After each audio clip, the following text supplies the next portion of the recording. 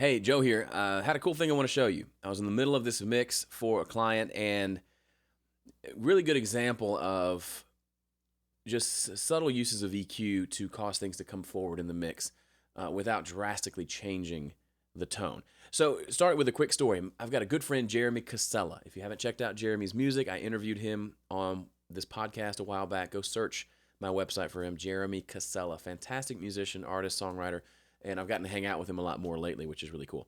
Anyway, Jeremy was telling me a story of when he did his last album, which is fantastic. Go check it out. I think Shane Wilson, I believe, one of the kind of the top mixer guys here in Nashville, was mixing it, and Jeremy came in to listen to mixes, and there was one song where he said, "Hey, can you turn up that piano?"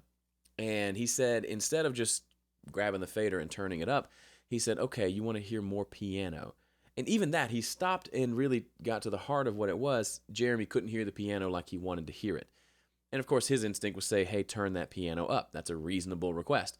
But what Shane did is instead of turning up the piano, he went in and EQ'd a little bit and boosted a little bit of the upper mids, which caused that piano to poke its head out of the mix a little bit more. And it did exactly what Jeremy wanted without actually having to turn up the piano. Now, why is that important? Why does it matter? Well, let me show you really quickly an example of that same sort of thing with a piano in a mix, and then we'll talk about it.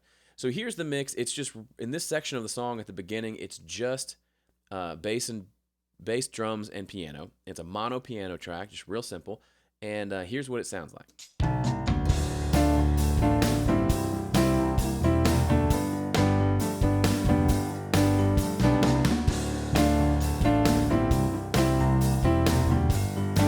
So cool vibe, really cool piano part.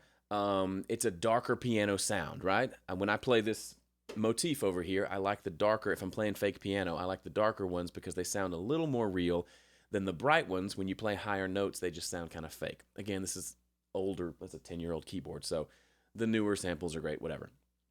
But I like a dark piano sound in general anyway. However, this one has a little bit of a sound. It's so dark, it almost sounds like there's maybe like a sock over the microphone, right?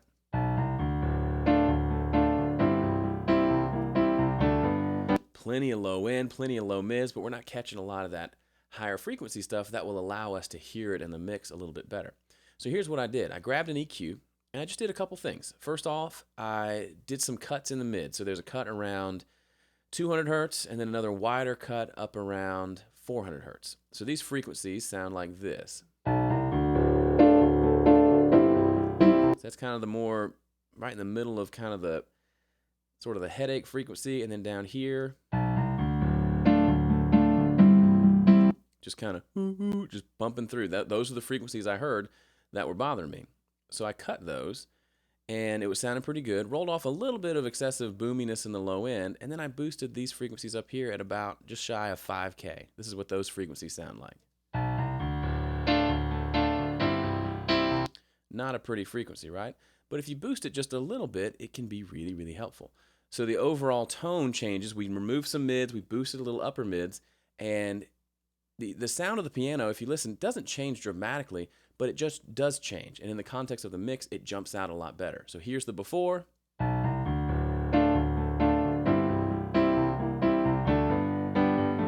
Here's the after.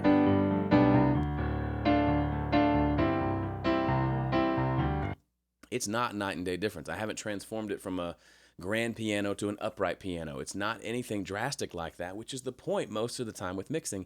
It's fairly subtle. But if I click it on and off while we listen in context with the drums and the bass, you can hear it goes from being, I can hear the piano, to, I can hear the piano.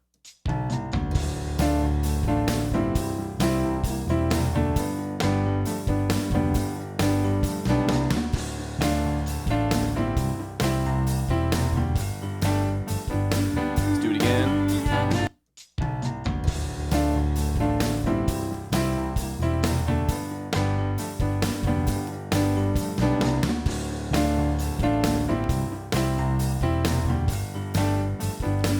There were so many things that those low mid frequencies were doing. They were interfering with the bass and the kick drum. It made things sound muddier. It made the voice sound muddier too. You couldn't hear that, but I was mixing the voice and thinking, man, it sounds a little muddy. Turns out it was the piano.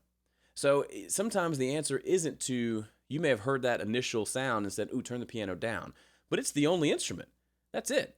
For this section of the song, it's just drums, bass, and piano. So if I turn it down, I've got no rhythmic instrument.